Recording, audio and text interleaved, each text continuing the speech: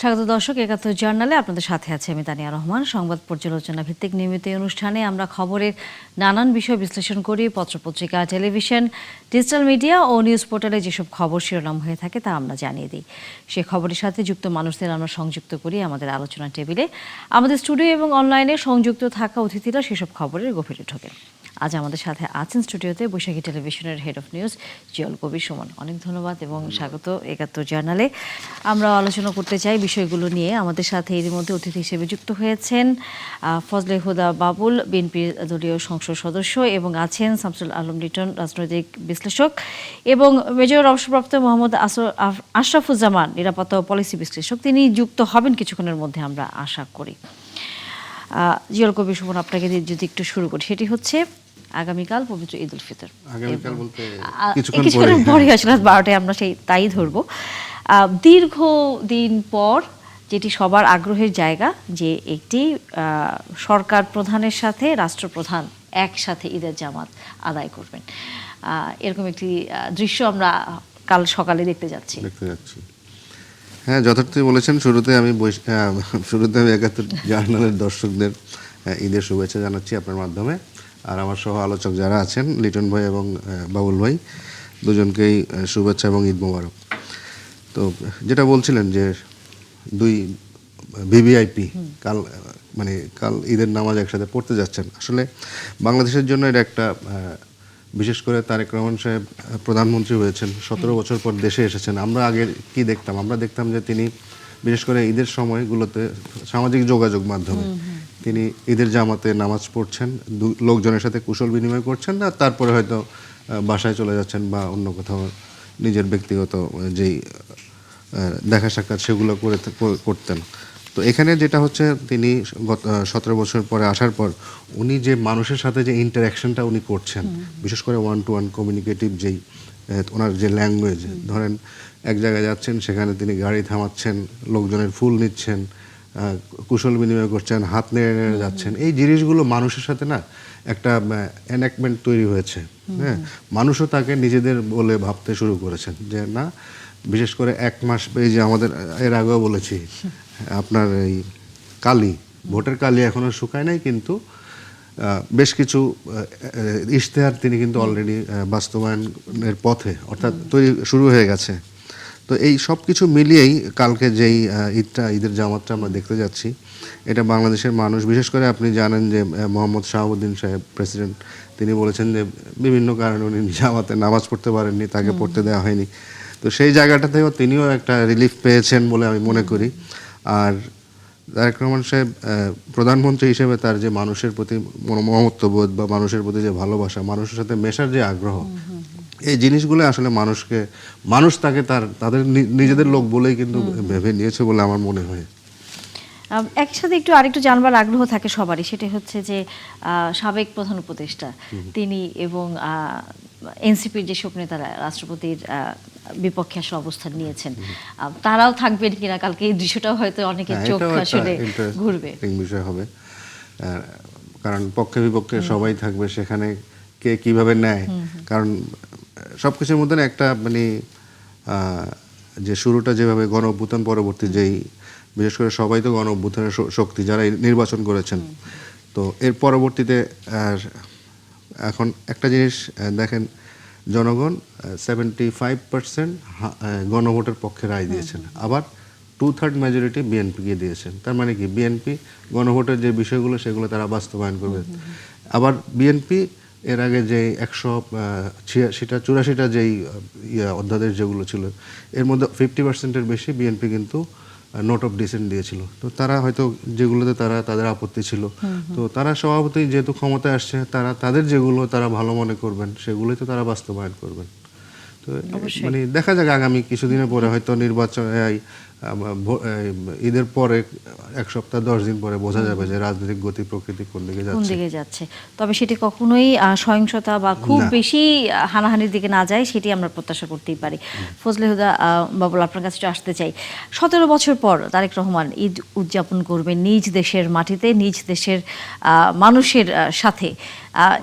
দলের প্রধান নেতার এই ধরনের একটি অবস্থান নিশ্চয়ই আপনাদেরকেও বেশ আবেগিত করেছে। ধন্যবাদ। ঈদ মোবারক। ঈদ মোবারক টু ঈদ মোবারক। আমার মহাদেবপুর বদলগাছি বাসী এবং নওগাঁবাসী সহ সমগ্র বাংলাদেশ বিশ্বের সকল মুসলমানদেরকে ঈদের শুভেচ্ছা।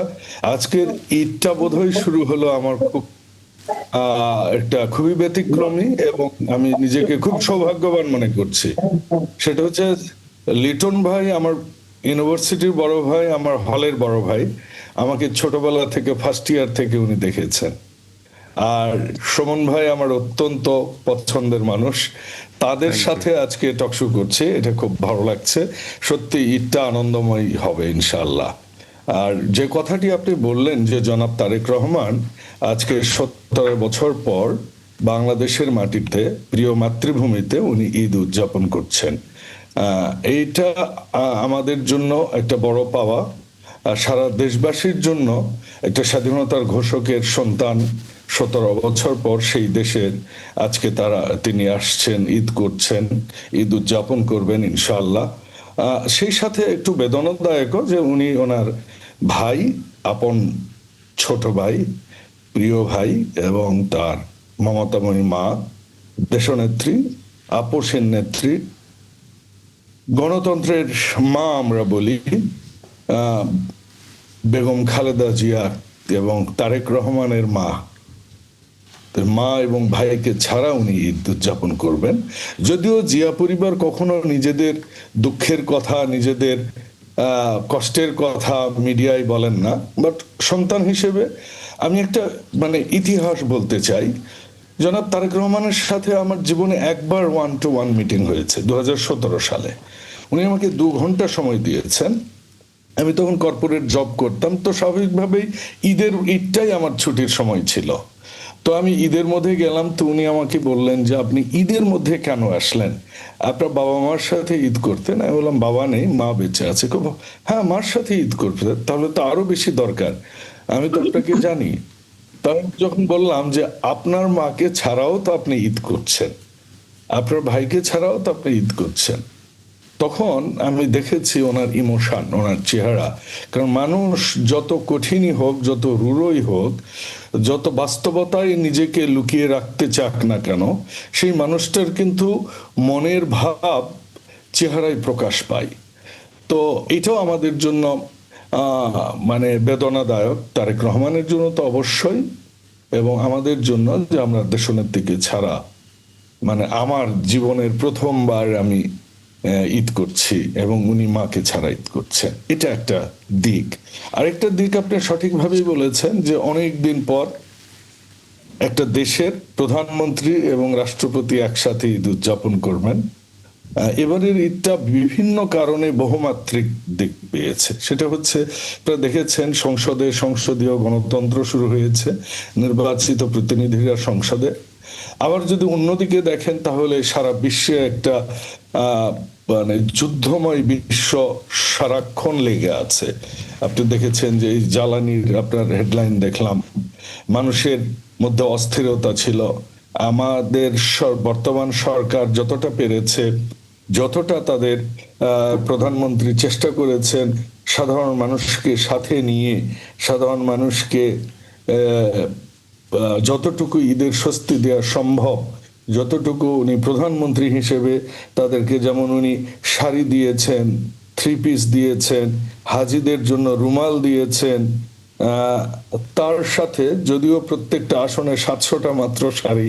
আপনি জানেন যেমন আমার আসনে ভোটার সংখ্যা হচ্ছে 4,40,000, আর যদি জনগণ বলেন তাহলে 7 লক্ষের মতো। তো আমি নিজে থেকেও কিছু শাড়ি, লুঙ্গি, পাঞ্জাবি আর্ট করলাম, সারাদিন আজকে বিতরণ করলাম। ভালো লেগেছে, আবার খারাপও লেগেছে, কারণ অনেককে দিতে পারিনি। এই ভালো খারাপ লাগাটার দিনটা, আগামীর দিন যেন এই ঈদের মধ্যে সিয়াম সাধনা আমরা করেছি 1টা মাস, যে মানুষের সাথে যদি আমরা সহমর্মী হতে পারি, এই সিয়াম সাধনা যেন আমাদের দেশের সমগ্র মানুষের মধ্যে যেন রিয়ালাইজেশন নিয়ে আসে, দেশটা যেন আমরা ঐক্যের সাথে, যেটা স্বাধীনতার স্বপ্ন ছিল, জুলাইয়ের স্পিরিট ছিল, আমরা সেটাকে যেন সমুন্নত রাখতে পারি।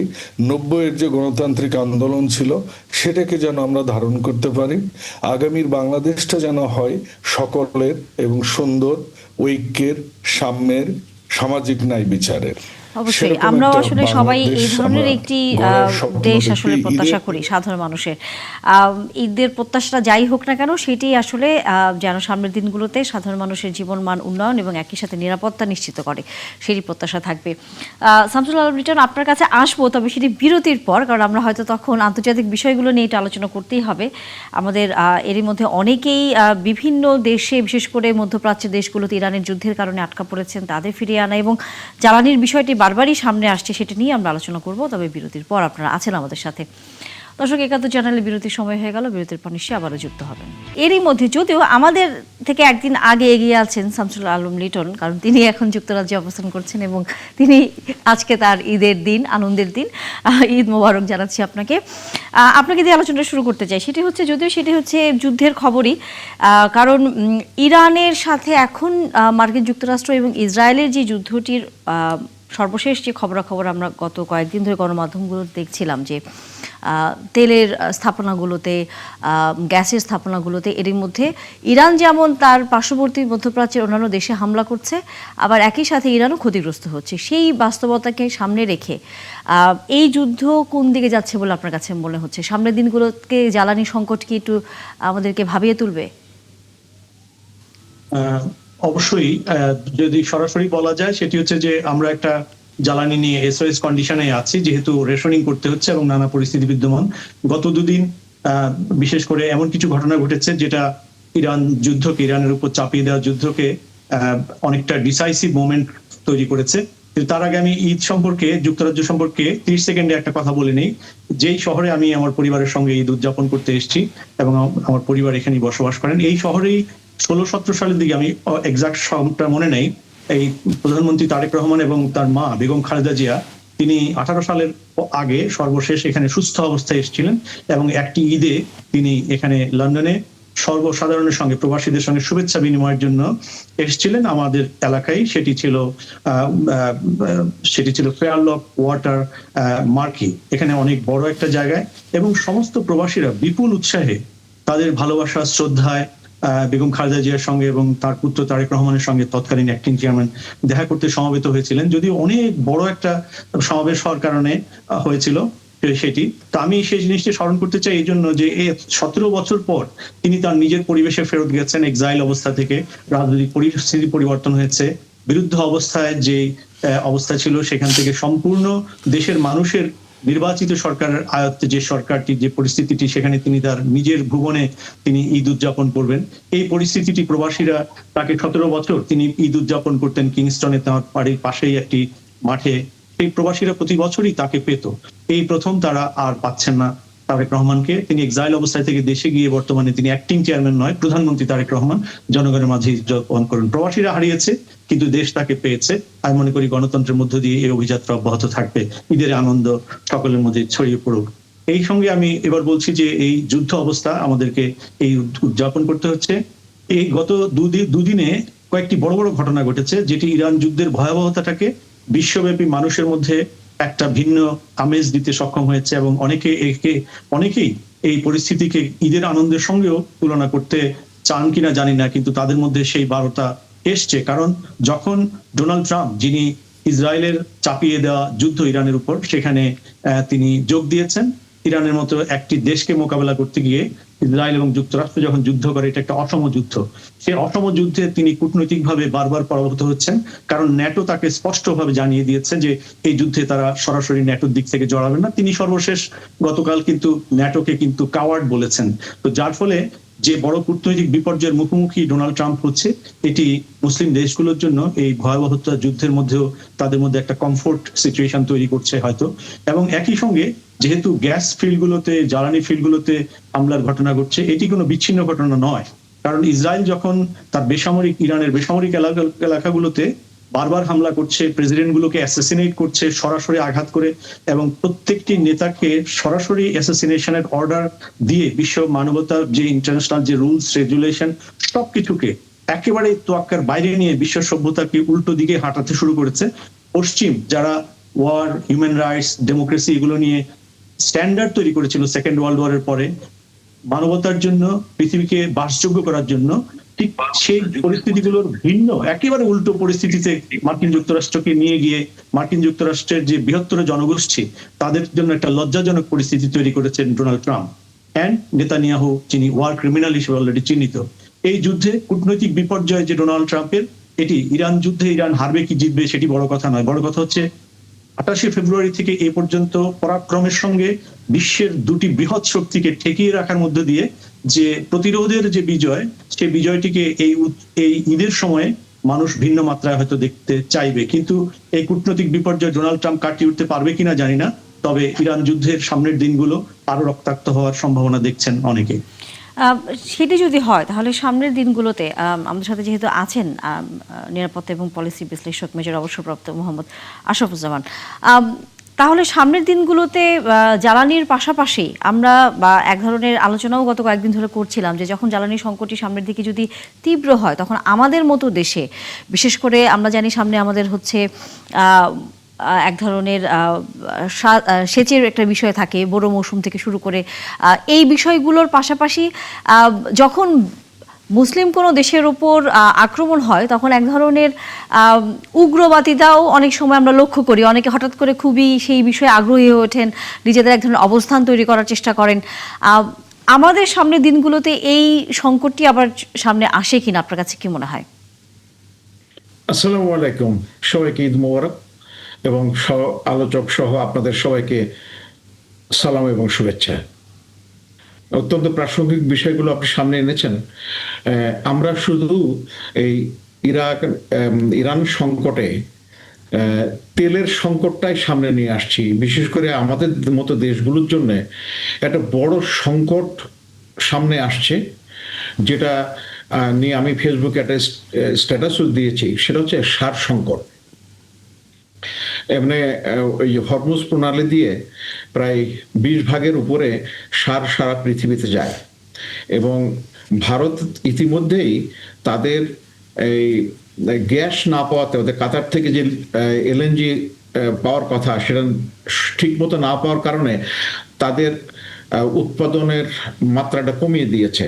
এবং ওই একই নিউজে বাংলাদেশের সার যে কম উৎপাদিত হচ্ছে এবং আমাদের সার কারখানাগুলো বিশেষ করে ইউরিয়া এবং অন্যান্য কেমিক্যাল যে সমস্ত ফার্টিলাইজার আছে সেগুলোর উৎপাদন ব্যাহত হচ্ছে, সেগুলো উল্লেখ করেছে। সুতরাং এইটা আমাদেরকে দারুণভাবে ক্ষতিগ্রস্ত করবে এবং সারের দাম অলরেডি আন্তর্জাতিক বাজারে বেড়ে গেছে, যেমন করে তেলের দাম বেড়ে গেছে। তো সারের এই বিষয়টা আমাদেরকে যথেষ্ট ভোগাবে বলে মনে হয়। এবং হচ্ছে কি, এই সমস্ত জিনিসগুলোর মানে হঠাৎ করেই বিকল্প একটা উৎস থেকে আমদানি করার সুযোগ কমে যায়। যখন আমি দর্শক শ্রোতাদেরকে একটু ফিরিয়ে নিয়ে যাচ্ছি, 2022 সালে যখন রাশিয়া এবং ইউক্রেন যুদ্ধ শুরু হলো তখন এই সার নিয়ে একটা সংকটের কথা উঠেছিল। তো যাক, সেটা কাটায় ওঠা গেছে।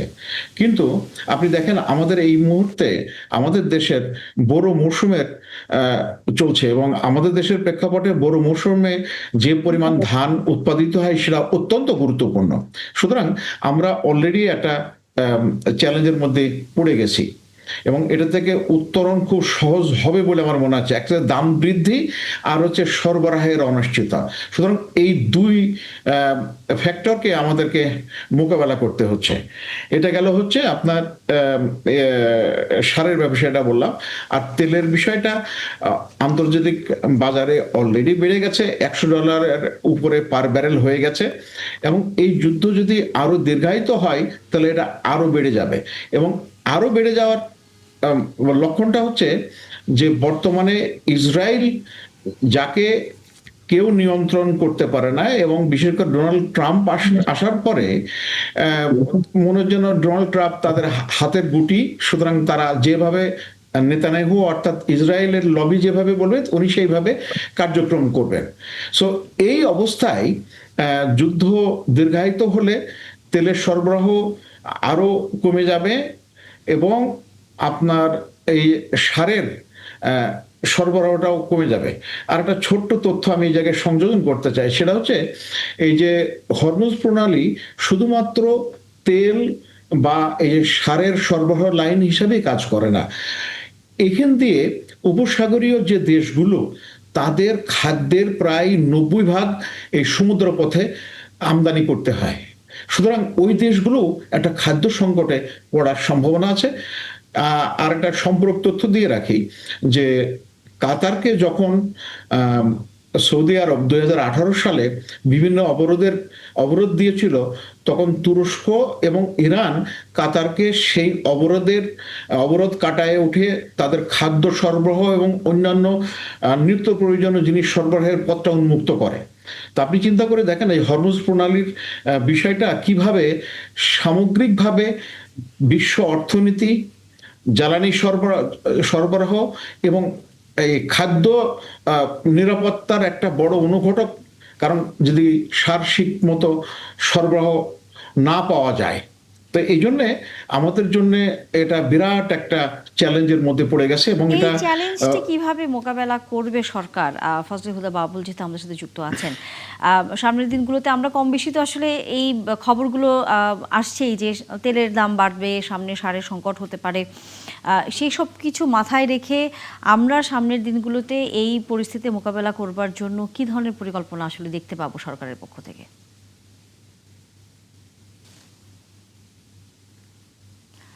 আমরা আপনার কথা শুনতে পাচ্ছি না। আর জি, ধন্যবাদ। Major Zaman in fact in detail বলেছেন।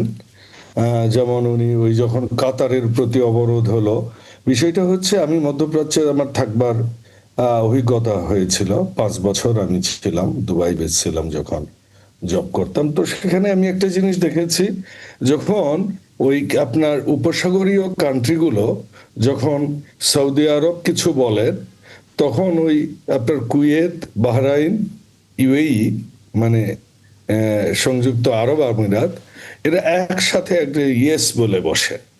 আর ওমান কি করে, ওমান সবসময় একটু নিউট্রাল থাকবার চেষ্টা করে। এই যে আজকে মধ্যপ্রাচ্যের এই ঘটনাটা, আমি অত নিরাপত্তা বিশ্লেষক না, অভিজ্ঞতা থেকে আমি যেটা দেখেছি, তারা সবসময়ই একটা ইসরায়েলপন্থী পলিসির মধ্যেই থেকেছেন, মানে আমেরিকান পন্থী পলিসির মধ্যেই থেকেছেন। এটাই বোধহয় মধ্যপ্রাচ্যে একটা ইস্যুর সবচেয়ে বড় মানে অনুঘটক আমি মনে করব। দ্বিতীয় যে বিষয়টা, সেটা হচ্ছে যে সারা বিশ্বে মুসলমানদের একটা বিষয়, যে বিষয়গুলো এখনো সেটেল হয়নি, অমীমাংসিত অনেকগুলো বিষয় আছে। কারণ ওই দিন আমি একজনের বক্তব্য শুনছিলাম, ইউরোপিয়ান এক মুসলমানের। তো আসলে আমরা মুসলমান, দ্যাটস সাইড। এখানে যে সুন্নি, শিয়া, এরপর আপনার পীর, জামাত, তবলিগ, হুজুর, কওমি, এই যে কাহিনীগুলো যে ঘটেছে, এবং সেখানে ওই ইমাম হাম্বলি, মালিকি, শাফি এবং হানাফি এর মধ্যে বিভাদ, এই যে জিনিসগুলো বিভিন্ন তরিকায় যে মুসলমানরা বিভক্ত, এর পেছনেও কোনো কোনো ক্ষেত্রে অনুঘটক হিসেবে আমার মনে হয় মধ্যপ্রাচ্যের বোল্ড অবস্থানটা আমরা কখনোই দেখিনি। এবং আলটিমেট কিন্তু যুদ্ধের এটাই একটা কারণ হয়ে দাঁড়ায়। 1, 2, যে কথা বলেছেন যে ওই সময় খাদ্য সরবরাহটা যেভাবে আপনার তুরস্ক কাতারকে দিয়েছেন, আমি যেহেতু ওখানে ছিলাম, আমার অনেক কলিগ আছেন, এবং আপনি জানেন বাংলাদেশের প্রচুর মানুষ মধ্যপ্রাচ্যে থাকে, আমার এলাকারও আছে। 2-1 ছোট ভাইকে ফোন দিলাম, কি অবস্থা, বলে না কিচ্ছু না, এভরিথিং ইজ ফাইন, দুবাইয়ের সবকিছু ভালো। আবার বাহরাইনে একজন বলছেন যে যে কোনো কিছু হতে পারে। তা আমি বললাম, how about the food chain, how the supply chain is going on? তো ওদের বললেন যে যেটা হরমুজ প্রণালী দিয়ে আসতো, ওইটা এখন সাবকন্টিনেন্ট থেকে সাপ্লাই হচ্ছে। কাজেই ওই যে আবার মানে কারো পৌষ মাস, কারো সর্বনাশ। বাংলাদেশ থেকে কিন্তু এই মুহূর্তে প্রচুর সবজি যাচ্ছে, এবং কাঁচা যত আপনার খাবার আছে এগুলা যাচ্ছে মধ্যপ্রাচ্যে, এবং দাম বেশ ভালো, এবং এয়ারলাইনগুলো ভালো রেট পাচ্ছে, তাদের ফ্রেট পাচ্ছে। আজকে সবচেয়ে যেটা বেদনাদায়ক, সেটা হচ্ছে যে আজকে কিন্তু আল আকসা মসজিদে ঈদের জামাত হয়নি। এটা আমাদের মুসলমানদের জন্য খুবই বেদনাদায়ক একটা বিষয়। এটা আমি কখনো শুনিনি। আমার পড়ালেখাও তো নেই, কিন্তু আমার আই অবজারভেশনে আমি কখনো শুনিনি যে আল আকসায় ঈদের জামাত অনুষ্ঠিত হয়নি। এটা আমাদের মুসলমানদের জন্য অনেক ব্যর্থতা। এই ঈদের এই এই আনন্দ এবং এই সিয়াম সাধনা যেন আমাদের মুসলমানদের জন্য ঐক্যের একটা জায়গা হয়, আমি আল্লাহর কাছে এই দোয়াটা করি। এবং তাহলে আমার মনে হয় মধ্যপ্রাচ্যের শান্তি একটা হতে পারে। যে কথায় আসছেন যে কৃষি এবং তেল, আমার সরকারের ব্যবস্থাপনা কি, দেখুন এই সরকার খুবই নব্য, মাত্র 20-25 দিনের ছোট শিশু।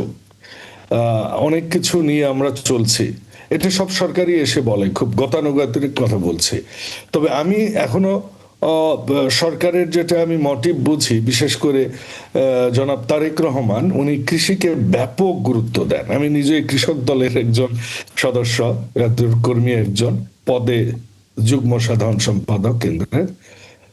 সেখানে আমাদেরকে উনি 5 বছরই কৃষি নিয়েই অনেক কথা বলেছেন, অনেক দিক নির্দেশনা দিয়েছেন। তো এরকম একটা সিচুয়েশনে আমাদের দেশে বিদ্যুৎটাকে স্বয়ংসম্পন্ন করতে গেলে আমার মনে হয়েছে বায়োগ্যাস প্ল্যান্ট আমাদের ব্যাপক হারে করতে হবে। 1, 2 আমাদের যেটা সোলার সিস্টেম, আমাদের যে ন্যাচারাল আল্লাহ প্রদত্ত যেটা, এইটাকে আমাদের বিশেষ করে কৃষিতে একটা ব্যাপক হারে কারণ আপনার এখন এটা হচ্ছে, আপনি খেয়াল করবেন যে পৃথিবীতে বিগত 8-10 বছর 15 বছর কোনো না কোনো ভাবে পৃথিবী একটা যুদ্ধের মধ্যে আছে। প্রযুক্তিগত এবং মানুষের কমিউনিকেশন অনেক কিছু উন্নত হওয়ার কারণে মানুষ এরকমটা টের পাচ্ছে না, বাট যুদ্ধ পৃথিবীতে হচ্ছে, অর্থনৈতিক যুদ্ধ হচ্ছে, পরিবেশগত যুদ্ধ হচ্ছে, আপনার বিভিন্ন রকমের যুদ্ধের মধ্যে আমরা এই কয়েকটা দশক পার করছি। কিন্তু কাজে আমরা সব সময় আনসার্টেনের মধ্যে থাকবো যতক্ষণ না পর্যন্ত আমরা নিজেরা বিদ্যুৎ উৎপাদনে নিজেদের যেটুকু আছে, যা আছে, সেটা নিয়ে আমরা যদি আগাইতে পারি, আমার মনে হয় জনাব তারেক রহমান কৃষি এই ক্ষেত্রকে যে আপনি বাঁচানোর কথাটা বললেন, নিজেদের যতটুকু আছে, যা আছে সেটা নিয়ে আমরা যদি পরিকল্পনা করি, সেই নিজেদের কতটুকু আছে, কি পরিমাণ জ্বালানি আছে, এবং আমরা সামনের দিনগুলোতে বিকল্প বারবারই আসছে, যেহেতু ইরান।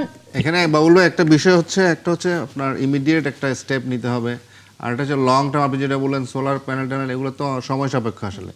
তো ইমিডিয়েট একটা আপনার ব্যাকআপে তো যেতে হবে। যদি দেখুন ওয়াটার যদি কন্টিনিউ করে, জন্য আপনি দেখেছেন যে আমেরিকাও ইতিমধ্যে রাশিয়া থেকে তেল আনলে বোধহয় অবরোধ দিবে না, এরকম কথা বলেছেন। তো আমরা রাশিয়ার সাথে তো আমরা কন্ট্যাক্ট করছি, আমরা এমনকি ব্রুনাই থেকে আমরা অপশন করছি। আমাদের প্রতিবেশী তাহলে কি ভারতকে আমরা বাংলাদেশ রাশিয়া চেয়েছি। থেকে তেল আনবে এরকম কোনো একটা অবস্থানে আছে, আমরা কি বলতে পারি? দেখুন যেটা ডোনাল্ড ট্রাম্প বলেছে, এটা যদি আমরা আরেকটু দেখতে হবে, আপনি জানেন রং এই ঈদ এগুলোর মধ্যে আমরা গেলাম, তো আমার মনে হয়েছে যে we have a plan, and I think ইনশাল্লাহ, হ্যাঁ এর পাশাপাশি আমাদের অবশ্যই কৃচ্ছতা সাধন করতে হবে। আমাদের এত এসি হয়ে গেছে, প্রত্যেক ঘরে ঘরে এসি, প্রত্যেক অফিসে অফিসে এসি, আমাদের এই সংস্কৃতি থেকেও বের হতে হবে। কিছুটা তো অলরেডি প্রধানমন্ত্রী করে ফেলেছেন। প্রধানমন্ত্রী অলরেডি কৃচ্ছতা সাধন করেছেন। কিন্তু এখানে একটি বিষয়, সেটা হচ্ছে সাধারণ মানুষের জীবনযাত্রা আপনি পরিবর্তন আনতে বলছেন, কিন্তু সেখানে তার বিকল্প হিসেবে আপনি সাধারণ মানুষকে কি দিচ্ছেন? মানুষ কিন্তু সেটি তখন হচ্ছে যুক্ত করতে থাকে, কারণ নিশ্চয়ই আপনার মনে আছে যখন রাসায়নিক পদ্ধতি শুরু হলো এই তেলের বিষয়ে, মানুষ মারামারি করেছে, মানুষ মারা গেছে, কেউ মানেনি সরকারের নির্দেশনা। সেখানে যখন আপনি সাধারণ মানুষের এত বছরের অভ্যস্ততার জায়গায়, প্রেক্ষাপট অবশ্যই ভিন্ন, এখানে কারোই হাত নেই, সরকারের হাত নেই এবং অন্য দেশেরও হাত নেই, বিশ্বযুদ্ধ শুরু হয়েছে তাই। কিন্তু যখন এ ধরনের পরিস্থিতির মধ্যে আপনি সাধারণ মানুষের যেই রেগুলার জীবনযাত্রা সেটি কিছুটা কমিয়ে আনতে বলবেন, তখন তো মানুষ এভাবে কাউন্ট করতে থাকে তার এর বিকল্প আমি কি পাবো, সরকার আমাকে কি দিবে। সেই জায়গায় যে নিশ্চয়তা চায় সাধারণ মানুষ, সেটি নিয়ে আসলে সরকার ভাবছে কিনা? দেখুন আমি আমার এলাকায় আমি যেটা করছি, আমার ইন্টারনেট হয়তো মানে স্টেবল থাকবে না, কারণ ব্যাপক এখানে ঝড় বৃষ্টি হচ্ছে, তা মোবাইল ইন্টারনেট দিয়ে আমি চলছি, এটা ইলেকট্রিসিটি নাই এখানে। তো আমি ইতিমধ্যেই যেটা করছি সেটা হচ্ছে অন্তত হাউস হোল্ডগুলোতে, গ্রামের মধ্যে, আমার আসনে নওগাঁর মহাদেবপুর বদলগাছিতে আমি একটা পরিকল্পনা ইতিমধ্যে দাঁড় করিয়েছি, যেমন বায়োগ্যাস প্ল্যান্ট প্রত্যেক ঘরে ঘরে করব। এক। দুই, অবশ্যই আমি নিজেও গাড়ি ব্যবহার এখন অলমোস্ট করি না, আমি চার্জারে চড়া শুরু করেছি এবং উদ্বুদ্ধ করছি সবাইকে। কৃষির আলহামদুলিল্লাহ আমাদের এলাকায় বেশ কয়েকদিন থেকে বৃষ্টি হওয়াতে, এবং আজকেও বৃষ্টি হচ্ছে, আগামী মাসখানেক হয়তো আমরা একটু সেফে থাকবো, আমার এলাকার কথা আমি বলছি। তো হ্যালো, জি, শুনতে পাচ্ছি। am I audible? হ্যাঁ জি, আমরা শুনতে পাচ্ছি আপনাকে। আচ্ছা, তো সেটা হচ্ছে আমার মনে হয় বায়োগ্যাস প্ল্যান্টটা আমার গ্রামাঞ্চলে এটা করা যায়, এটা খুব সময় না, সাপেক্ষ কিন্তু না। এটি 3 আপনি থেকে হয়তো সামনের 4 মাসের দিনগুলোর মধ্যে আমরা পরিকল্পনার যদি কথা এটা বলছেন, কিন্তু একটা প্রজেক্ট বর্তমানে আকারে নিতে পারি, এটা করা যায়। জ্বালানির অবস্থা কি, সেটি দিয়ে কতদিন দেশের মানুষ চলতে পারবে, কি পরিমাণে সেটি সে পাবে, এই বিষয়টা সম্পর্কে সাধারণ মানুষের ভিতর এক ধরনের এখনো অস্পষ্টতা রয়েছে। বিষয়টি আসলে নিরসন করা দরকার। আমরা ফিরবো, আমাদের আলোচনা চলবে, কারণ এর মধ্যে যেহেতু আমরা জানি অনেক বাংলাদেশিরা মধ্যপ্রাচ্যে কাজ করেন, যখন এই যুদ্ধগুলো হচ্ছে তখন সেখানে শ্রম বাজারটি একটা সংকটে পড়ে। আমরা সেটি নিয়ে ভাবছি কিনা সেই খবর আপনাদের কাছ থেকে আমরা নিব, তবে সেটি বিরতির পর। দর্শক, ৭১ জার্নালে বিরতির পর নিশ্চয়ই থাকবেন আলোচনায়। আবারও ৭১ জার্নালে জলকবি সুমন আপনার কাছে আসতে যায়, সেটি হচ্ছে যে আমাদের রেমিটেন্স যোদ্ধা যারা, তারা বেশিরভাগই আসলে মধ্যপ্রাচ্যের, এবং সেখানে এই যুদ্ধ যখন হচ্ছে অনেকেই আমরা দেখছি যে সেখানে চাকরি হারাচ্ছে, অনিশ্চয়তার মুখে পড়ছে, দেশেও আসতে পারছে না। আবার অনেকের এখান থেকে দেশে থেকে ওই দেশগুলোতে যাওয়ার যে ভিসা সেটিও শেষ হয়ে যাচ্ছে, নানা রকম জটিলতা তৈরি হচ্ছে।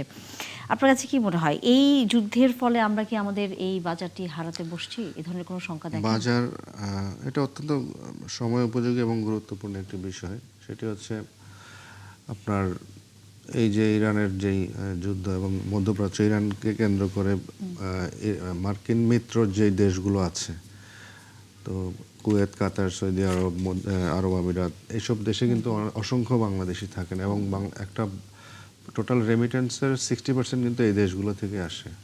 তো সেক্ষেত্রে আপনার এই যুদ্ধটা যত কন্টিনিউ হবে তত বাংলাদেশিদের জন্য অত্যন্ত সাফার হবে, এবং এই বাংলাদেশের বাজার কিছুটা সংকুচিত হবে বলে আমি মনে করি। আমি আজকেও কথা বলছিলাম কাতারে, তো সেখানে সে আমাদের এক প্রতিনিধি, তিনি বলেছেন যে ভোর ৫টা ৫৩ ঈদের জামাত পড়তে ওনারা পড়েছেন, এবং মাত্র ১৫ মিনিট সময় দেওয়া হয়েছিল। এবং যে দর্শনীয় যে স্থানগুলো, এগুলো কিন্তু সব বন্ধ।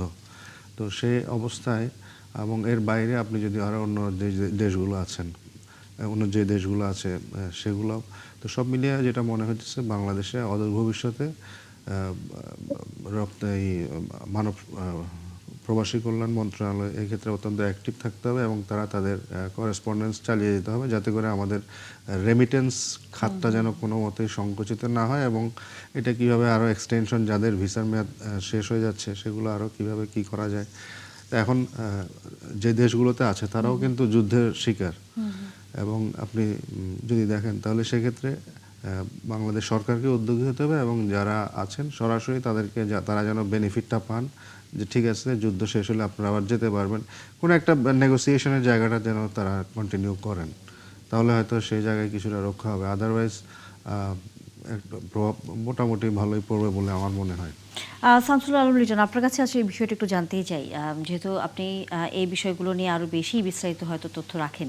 কী কী ধরনের কূটনৈতিক ব্যবস্থা বা উদ্যোগ আমাদের নেওয়া উচিত, এবং একই সাথে কোনো কারণে যদি এই বাজারগুলো, মধ্যপ্রাচ্যের এই দেশগুলোর সাথে আমরা আমাদের শ্রম বাজারটি ঠিক রাখতে না পারি, তাহলে বিকল্প হিসেবে যেসব দেশগুলোকে চিন্তা করা উচিত কি হতে পারে? বিশেষ করে আমি একটু মালয়েশিয়ার কথা বলতেই চাই, যে আমাদের এই মধ্যপ্রাচ্যের পরে মালয়েশিয়ার দিকে হচ্ছে আমাদের যারা শ্রমিক রয়েছেন, যারা একটু নিম্ন আয়ের মানুষ, তারা যেতে আগ্রহী হন, এবং সেখানে গিয়ে তারা সবচেয়ে বেশি আমরা দেখেছি যে দালালের খপ্পরে পড়েন, ভয়ঙ্কর নির্যাতনের শিকার হন, যে প্রাণহানি পর্যন্ত হয়। এই ধরনের ঘটনায় এর আগেও আমরা দেখেছি যে তখন এইসব দেশগুলোর যে দালাল চক্র যারা থাকে তারা খুব সক্রিয় হয়, এবং তারা এক ধরনের সিন্ডিকেটের মাধ্যমে তাদের এই ধরনের ব্যবসাটি আসলে চালিয়ে যায়। সেটাতে যাতে না পড়েন আমাদের দেশের সাধারণ মানুষ, সেটি নিয়েও আসলে সরকারের কি করা উচিত বলে আপনার মনে হয়?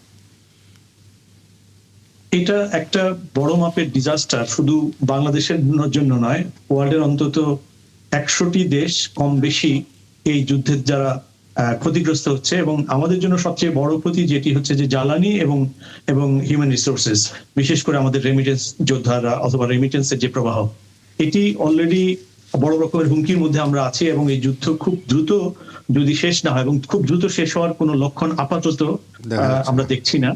এবং এই কারণে যে এটা লম্বা যদি হয়, তাহলে আমাদের যে পরিস্থিতিটি হবে এটি আমাদের একটা জাতীয় দুর্যোগের অংশ হবে, কারণ জ্বালানি এবং রেমিটেন্সের প্রবাহ দুটোই আমাদের লাইফ লাইন। এই দুটো লাইফ লাইন যদি হুমকির মুখে হয়, তাহলে কিন্তু আমাদের ন্যাশনাল পার্লামেন্টে এই সেশনেই তারা আলোচনা করবেন কিনা জানি না, তবে জাতীয় গুরুত্ব বিবেচনায়, কারণ দুটো ডিজাস্টার একসঙ্গে, এই দুটো ডিজাস্টারকে জাতীয় ন্যাশনালি যদি প্রায়োরিটি নাম্বার 1 প্রায়োরিটিতে নিয়ে আসা হয়, কারণ পরবর্তী সংসদ নিশ্চয়ই 2 মাসের একটা ইন্টারভেল করতে পারে অথবা তার চেয়ে বেশি, তো সেই ক্ষেত্রে পরিস্থিতি আরো গভীর সংকটে যেতে পারে। যে কারণে বাংলাদেশ যে পরিস্থিতিতেই পড়ুক না কেন, বিশ্বের অনেক দেশ যে পরিস্থিতি পড়ছে তারা কিভাবে মোকাবেলা করছে জানি না, কিন্তু আমাদের মতো দেশের ন্যাশনাল ইউনিটির মাধ্যমে, আলাপ আলোচনার মাধ্যমে এই পরিস্থিতিকে মোকাবেলা করা কিন্তু আমাদের জন্য সবচেয়ে জরুরি, সবচেয়ে গুরুত্বপূর্ণ। তো জাতীয় যে আপনি যে মালয়েশিয়ার বাজারের কথা বলছেন, আমাদেরকে বিকল্প বাজার আফ্রিকা, সাউথ আমেরিকা এবং ফার ইস্টের, বিশেষ করে কোরিয়া, জাপান এবং বিয়ন্ড এই দেশগুলোতে আমাদের কিন্তু কনসেন্ট্রেট করা দরকার। এটিও কিন্তু পার্লামেন্টে আলোচনা হওয়া দরকার, কারণ মালয়েশিয়াতে অন্য দেশ যেখানে মাত্র $1000 দিয়ে যায়, $500-700 দিয়ে টিকিট দিয়ে যায়, আমাদেরকে সেখানে গরিব মানুষগুলো তাদেরকে 5-7 লক্ষ 10 লক্ষ টাকা খরচ করে দিয়ে যেতে হয়। কেন? পার্লামেন্টে আলোচনাটি হলে এবং আমাদের যে যে কোম্পানিগুলো কাজগুলো করছে এদের উপর যদি স্ট্রিক্টলি কতগুলো জিনিস ইম্পোজ করা যায়, নেপালের এজেন্সিগুলো যদি পারে 50,000 অথবা 60,000 টাকায় একটা ম্যান পাওয়ার পাঠাতে, আমাদের 6 লক্ষ 7 লক্ষ টাকা কেন লাগবে? কেন লাগবে এই প্রশ্ন আমরা যারা এখানে শুনছি এবং আমরা যারা এখানে আলোচনায় আছি তারা সবাই জানি। অল্প কিছু কোটারি মানুষকে, সিন্ডিকেটকে বিলিয়নিয়ার বানানোর জন্য একটা দেশের লাইফ লাইন চলতে পারে না। পার্লামেন্টকে এই ব্যাপারে কঠোর সিদ্ধান্ত নিতে হবে, এবং তাহলে আমরা শ্রমবাজারে থেকে আমরা কয়েক গুণ আমরা ইনপুট পাবো এবং মানুষের জন্য কমফোর্ট তৈরি করতে পারবো বিদেশ যাওয়ার ক্ষেত্রে। কঠিনভাবে পরিস্থিতিটি প্রধানমন্ত্রী তারেক রহমান দেখবেন, বিশেষ করে তার প্রবাসী মন্ত্রণালয় যাদেরকে দেওয়া হয়েছে তারা দুজন প্রবাস বান্ধব, আরিফ চৌধুরী এবং নুরুল হক নূর, তারা এই বিষয়গুলোকে প্রধানমন্ত্রী তারেক রহমানকে কঠোর সিদ্ধান্ত নিতে, তার দলের যদি কোনো ব্যবসায়িক ক্ষতিগ্রস্ত হয় সেটাকে পাত্তা না দিয়ে ন্যাশনাল ইন্টারেস্টে আমার মনে হয় যে আমাদেরকে আরো বিকল্প বাজার খুঁজতে হবে, এবং এই দুটি জাতীয় দুর্যোগের বিষয়ে ন্যাশনাল পার্লামেন্টে ইমিডিয়েটলি আলোচনা শুরু হওয়া দরকার। আপনার এই প্রস্তাবটি নিশ্চয়ই আমরা উত্তর নিব ফজলে হুদা বাবুলের কাছ থেকে। তবে মেজর অবসরপ্রাপ্ত মোহাম্মদ আশরাফুজ্জামানের কাছে আমার একটি প্রশ্ন, সেটি হচ্ছে যে বিকল্প বাজারের ক্ষেত্রে আমাদের কূটনৈতিক অবস্থানটা আসলে কি হওয়া উচিত? কারণ আমরা যে ধরনের আমাদের দেশ থেকে মানুষরা যান বেশিরভাগই হচ্ছে নিম্ন আয়ের এবং শ্রমিক, এবং বারবারই বলা হচ্ছিল যে তাদেরকে কিছুটা হলেও স্কিল করে পাঠানোর অনেক চেষ্টা নানাভাবে নেওয়া হয়েছে, কিন্তু তারপরেও দেখা যায় যে সেভাবে আমরা পাঠাতে পারি না, যার জন্য আমরা খুব ভালো কোনো কাজ এই মানুষগুলোর জন্য অন্য দেশে আসলে আমরা পাই না, তাদেরকে সেই শ্রমিক অথবা তাকে অনেক অর্জব করতে হয়। এই জায়গায় যদি আমরা নতুন করে বাজার তৈরি করার পাশাপাশি যাদেরকে আমরা পাঠাবো তাদেরকে একটু হয়তো ওই দেশের ভাষা বা ইংরেজি ভাষা শিক্ষা বা কোনো কাজ খুব ভালো করে জেনে যাওয়ার, এই বিষয়গুলো আসলে মাথায় রাখা উচিত কিনা আপনার কাছে কি মনে হয়? আপনাকে অনেক ধন্যবাদ। এই বিষয়ে আমাদের প্রথমে মনে রাখার দরকার যে হঠাৎ করে বাজার খুঁজে সেখানে লোক পাঠাতে একটা দীর্ঘ প্রক্রিয়া লাগে। দেখেন, এই মধ্যপ্রাচ্যের দেশগুলো আমাদের সেই 1976 সাল থেকে লোকজন যাওয়া শুরু হলো।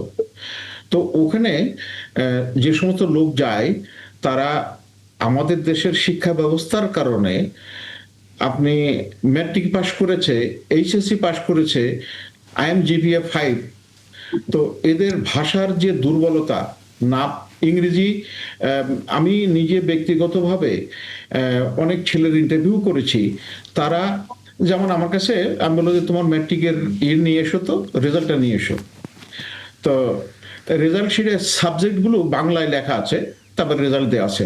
আমি বললাম তুমি এক কাজ করো তো, তুমি ইংরেজিতে এই যে তোমার যে রেজাল্ট শিটটা আছে সেটা ইংরেজিতে, বাংলায় আছে, তুমি এটা ইংরেজিতে করো তো।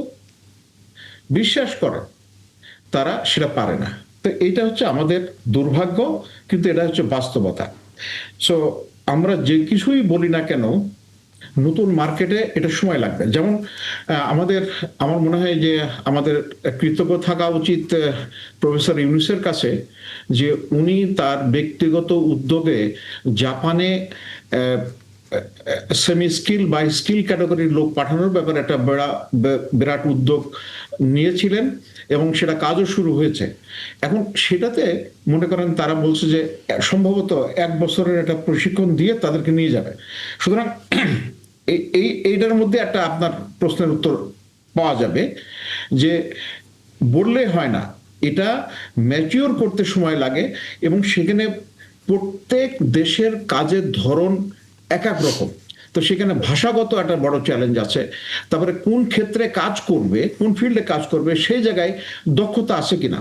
আপনি যদি খেয়াল করেন আমাদের জনগোষ্ঠীর আপনার এই যে টেকনিক্যাল এডুকেশন, তারা সার্টিফিকেট নিয়েছে, কিন্তু তাকে যদি ওই বিষয়ে প্র্যাকটিক্যালি কাজ করতে বলা হয় তখন কিন্তু সেটা পারে না।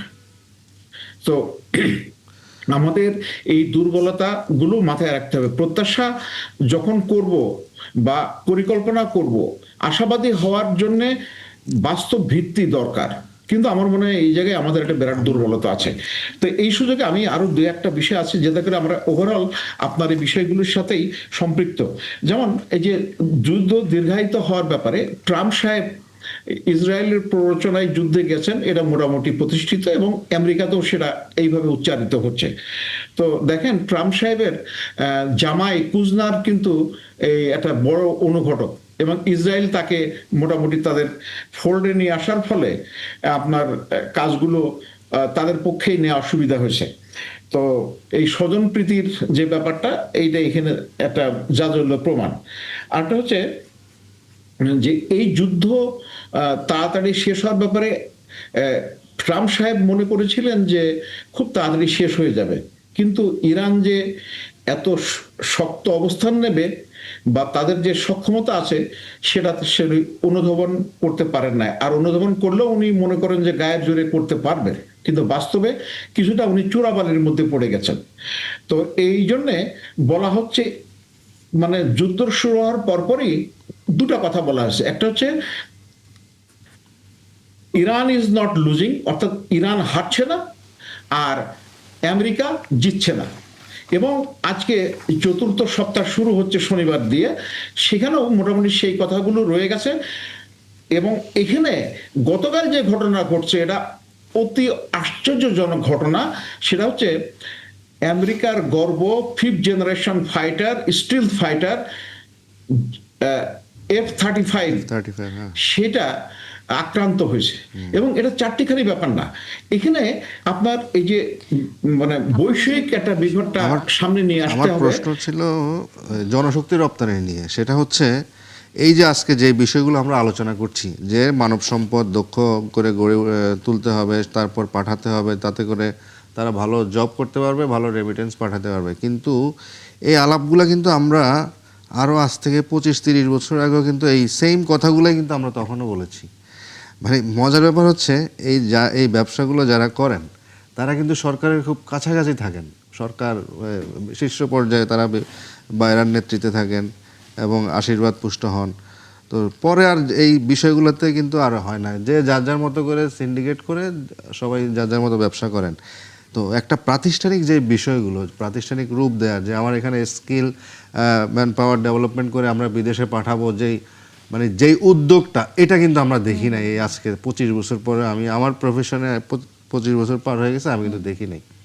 মানে আমি 25 বছর আগে সেম এই কথাগুলোই, এবং আমি কিছু এটা নিয়ে কিছু কাজও করেছিলাম এই সিঙ্গাপুর মালয়েশিয়া গিয়েও। কিন্তু এখনো আমরা এই 2026 সালে এসে পড়ে আছি। তার মানে সামনের দিনগুলোতে আমরা এইভাবে থাকবো কিনা, নাকি আমাদের আসলে কোনো পরিবর্তন হবে? যেটি আমাদের আরেকজন অতিথি বলছিলেন, শামসুল আলম লিটন, সেটি হচ্ছে যে সরকারকে আসলে এই জায়গায় জবাবদিহিতার মধ্যে আনতে হবে তারই মন্ত্রণালয়ের মন্ত্রীদের, যাতে কেউ এখানে কোনো ধরনের সিন্ডিকেট অথবা কোনো সুবিধা করতে না পারে। বিষয়টি নিয়ে পার্লামেন্ট পর্যন্ত যেন আলোচনা হয়।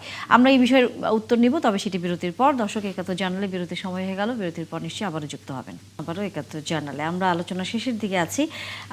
ফজলে হুদা বাবুল, আপনার কাছে প্রশ্ন রেখে গিয়েছিলাম, তবে তার পাশাপাশি আরেকটি প্রশ্ন আপনার জন্য একই সাথে আমি করে নিতে চাই। সেটি হচ্ছে, বিভিন্ন গণমাধ্যমগুলো বলছে যে তেল এবং এলএনজি সংকট মেটাতে $2 বিলিয়ন ঋণের খোঁজে সরকার। এই বিষয়ে যদি একটু বিস্তারিত আমাদেরকে বলেন।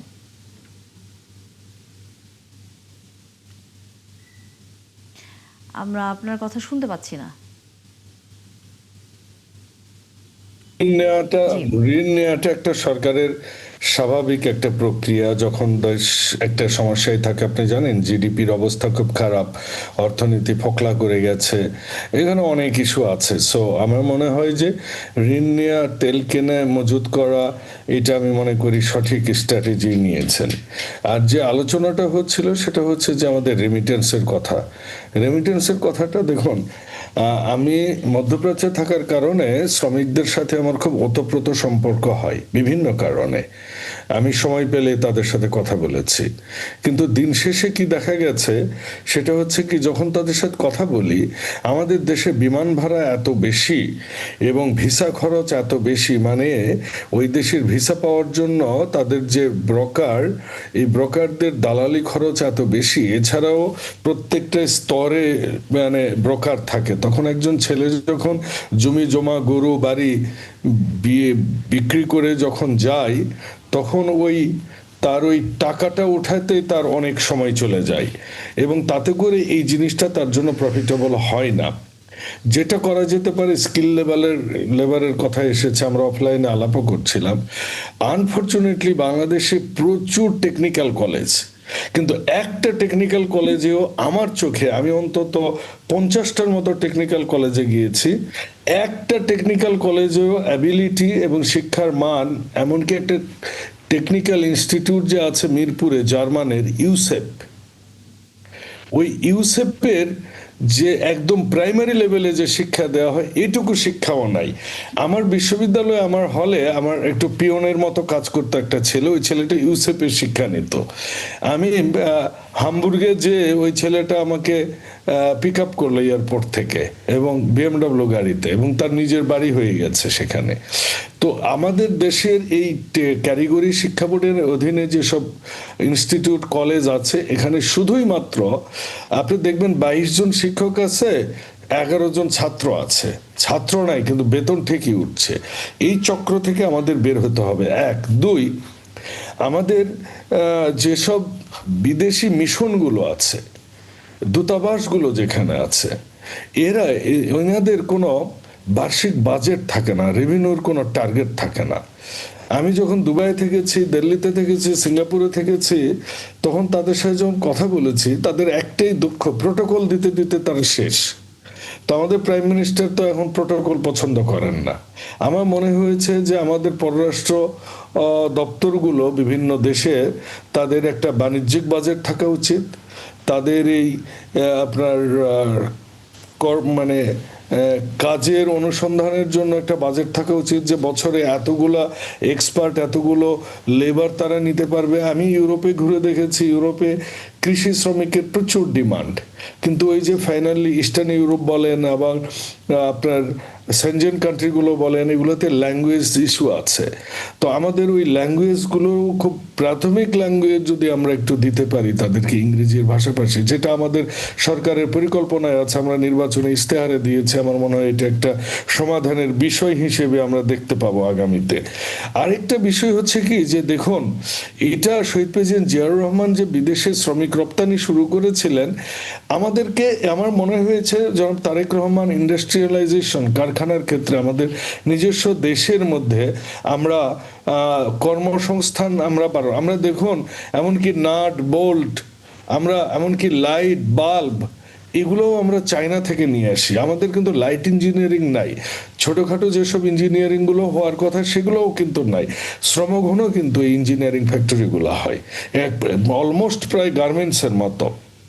এই দর্জিগিরি থেকে আমরা বের হয়ে আসতে পারবো, এবং সেটাতে আমরা নেট বৈদেশিক মুদ্রা আমরা সেভ করতে পারবো। ইন্টারেস্টিং বিষয় বলি, জানেন, এই দেশের 17 বছরে বিভিন্ন ধরনের কালচারাল চেঞ্জ হয়েছে। একটা খাদ্যাভ্যাস নিয়ে আমি কথা বলি। আগে গ্রামে গেলে কি দিত, একটু বুট ভাজা দিত, ছোলা ভাজা দিত, একটু চাল ভাজা দিত, কিংবা একটু মুড়ি দিত, পানি দিত, বা গাছের পেঁপে পেরে দিত, কিংবা পেয়ারা কেটে দিত গাছের। আমাদের কিন্তু এই সংস্কৃতি থেকে আমরা বের হয়ে গেছি। এখন প্রত্যন্ত গ্রামেও লোকেরাও ওই ইম্পোর্টেড আঙ্গুর, ওই ইম্পোর্টেড কমলা, ইম্পোর্টেড কি বলে আপনার আপেল খায়। এবং আমি গত 2 বছর থেকে আমি এটা কোনো কর্মীর বাড়িতে, কোনো জনসভায়, কোথাও নাস্তা করতে যেয়ে আমি ফরেন ফ্রুট একদম অ্যাভয়েড করি। অনেক কর্মীরা এখন পেয়ারা, কলা, কিংবা বড়ই, লোকাল অনেক ফল, আনারস। আমাদের দেশ তো আলহামদুলিল্লাহ। তো আমাদের এই যে কালচারাল হ্যাবিট, আমাদের কি হারে যে বৈদেশিক মুদ্রা যায়, এই তথাকথিত আপেল আপনি এনে ঘরে রাখেন, 6 মাস পরেও সে আপনাকে স্যালুট দিবে, একদম আর্মির জেনারেলের মতো দাঁড়ায় আপনার দিকে তাকায় থাকবে। আপেলটি কিন্তু নষ্ট হয় না।